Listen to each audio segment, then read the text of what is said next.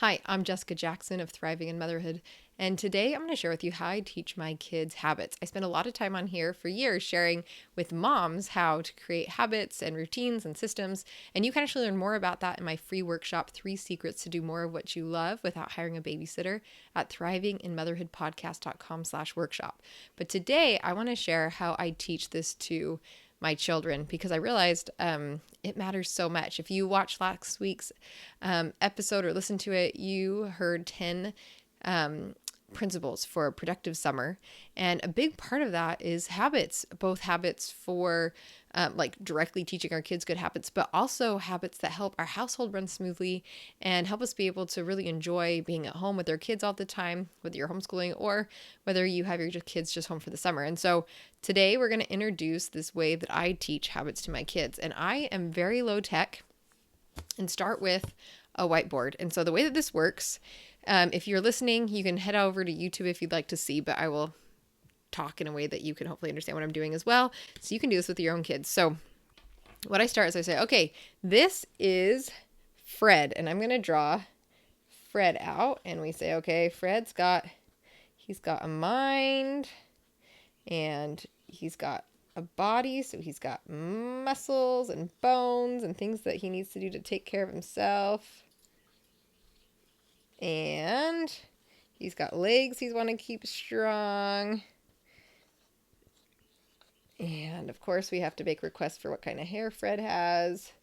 So he's had all sorts of different hair this week at my house.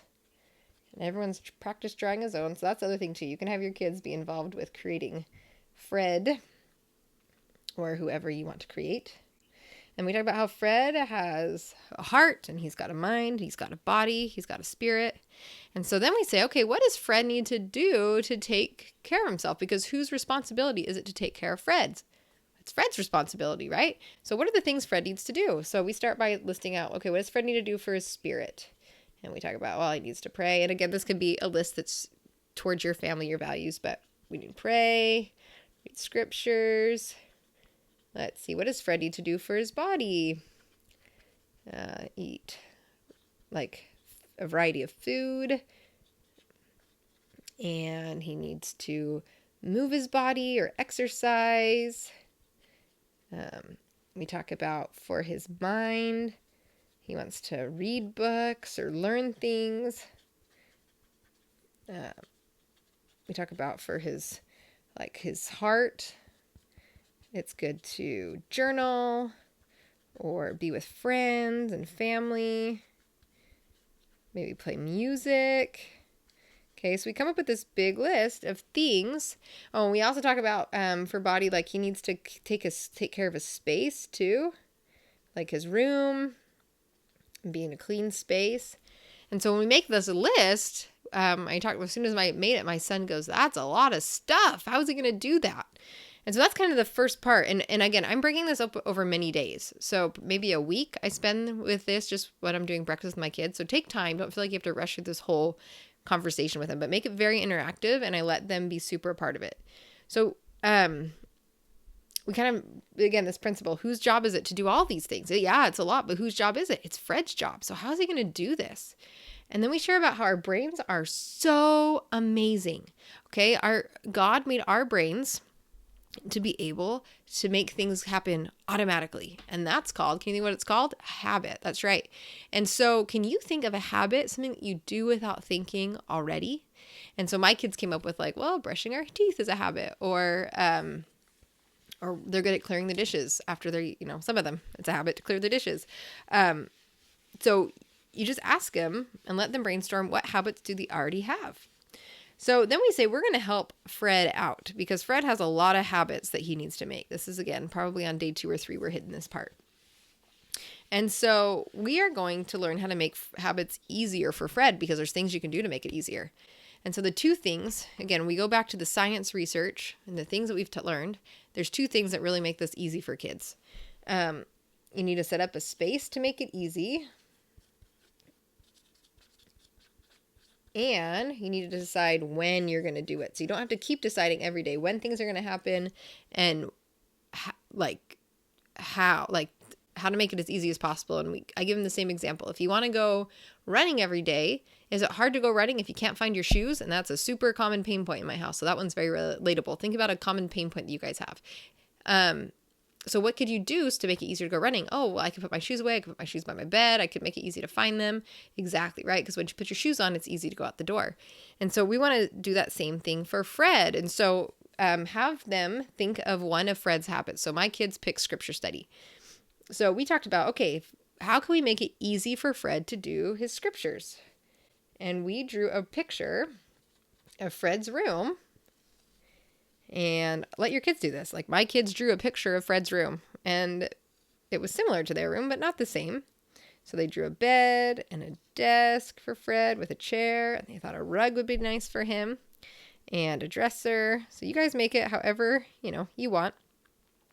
And then my daughter thought, okay, if we want to make it easy for Fred to do his scripture study every day, he could dangle his scriptures right here off the ceiling so that when he wakes up from sleeping, it's the first thing he sees is his scriptures dangling from the ceiling here. Okay. Is it a little bit ridiculous? Yes. But do they understand the principle? Yes. Okay. That's what we're going for. So when is going to be when he wakes up, where? Hanging from the scriptures, hanging from the ceiling. So it's the first thing he sees. All right. So once we kind of run through, again, this is one day. You can run through as many Fred's habits as you want. And it's okay for it to be silly. It's wonderful for it to be silly because what they're doing is they're making it their own. And if it's silly, they'll remember it even better. And so we talk about this, a principle. Okay. Anytime we have a habit, what do you want to do? We want to make it super easy for them to do it. And we want to decide when it's going to happen. If your kids are a little bit older, you can talk about, even if not, I talk about this word here of a trigger. And so we talk about a trigger being that once you do something, you add another thing to it. So, it always happens right after that. So, for example, we have one in our family where after you brush your teeth, you do a toothbrush tidy, you clean up your room. So that is a trigger to start another habit. Or after you eat breakfast, then you clear your dishes. That's a trigger to do your next habit. So after Fred, we've kind of walked through the principles for Fred, right? We understand what Fred needs to keep his body healthy, and we've talked about how to make things easy and when Fred's going to do certain habits. Now we are ready to work on habits for them. Okay, so now this is really important. If you come up with 20 habits that all your kids need to have mastered right now and try and get them to do them, they will not succeed. Nobody succeeds by trying to implement 100 habits at once. So the approach I've taken is we've kind of made a list because our kids already have habits. Your kids already have habits. So we make a list of clear expectations of what they want to do, but we just focus on one for this exercise. Okay. So what we talked about, okay, for Fred, it was easy for him to set up his scriptures this way. How can we make it easy for you to set up your scriptures this way? So this time we had them draw their bedroom out again, just on a whiteboard. Whiteboards are so fun to draw on. Draw your bedroom, and then let's talk about where can you put him, and for her, we talked about, maybe right by her pillow, not hanging, but just there. Or we could put him, right next to your bed, or she could put him, she's got a ledge. She could put him on a ledge by her bed. And then when? And she decided, when I wake up in the morning. Okay. Or right when I go to bed, it'll be the first thing I read when I'm getting ready for bed at night. It doesn't matter. The point is that we talk about how to make it easy. And we talk about when are you going to do it. And I would just talk through one habit at a time to make it so simple. All right. And then the final part of this, again, you don't have to go through everything in great detail all at once. We just do a little bit every day and get these main principles across. Okay. And the main principles that we're trying to get across here, and we're talking with our kids about habit, is first of all, what are all the things that you need to do to take care of yourself in a day? Second of all, whose responsibility is it? It's your responsibility. Third, our brains are awesome and they can make it easy. We can automate all these things that we need to do to take care of our bodies and our minds and our spirits and our hearts. And fourth, to make a habit easy to do, we want to set up the environment to make it easy, and we need to decide when we're going to do it. So you don't have to keep thinking about it over and over and over again. And then finally, you just want to do one at a time. We're going to focus on getting really good at one at a time. So tying this all together, though, once we get these principles down and we've talked about them, and you're not going to get them down in a week, it's something that it's going to become part of probably your conversation all summer long or whenever you talk about this, right? I feel like these concepts have changed my life as an adult, and it's what I teach you as moms all the time. So if my kids can understand how their brains work and to learn to work with their brains to create habits, again, this is the kids version of it. There's so much more out there, but this is a very great start. They are set up for success. And also, we are set up to have really productive conversations about what's not working in our home and what is working in our home, and how we can be collaborative in solving these problems and setting up a flow for our day. Again, if you haven't checked out my workshop, 3 secrets to do more of what you love without hiring a babysitter, at thrivinginmotherhoodpodcast.com/workshop, like, we really go deep into that. And then I go really deep into it even further in my Made to Soar Next 90 Days program, which is so fun. So you can check that out. But I just really want to help my kids, have us be able to work through things together, including for them, right? I want to prepare them to be adults, self-function, I don't know. They can function by themselves in the world really well. Okay. So the final thing that we do is we make a chart for them. And I do this in Canva, actually, super easy. I can create, I'll share what I do with them, but I'm a designer. So I really want things to be designed well. And I want the fonts to be right, and I want the colors to be right. But they had so much fun designing it on their own, adding in their own pictures, adding in their own colors, adding in crazy gradients. And so I let them own it. All right. So each one of my kids has a very unique chart. They're able to choose pictures of things they love. One kid picked flowers, one picked a lion, some get birds. They just kind of brought their own flair to it, something that they enjoy. And what's really great is we then put a sun by the ones that happen to happen during the day, and we put a moon by the ones that need to happen in the evening.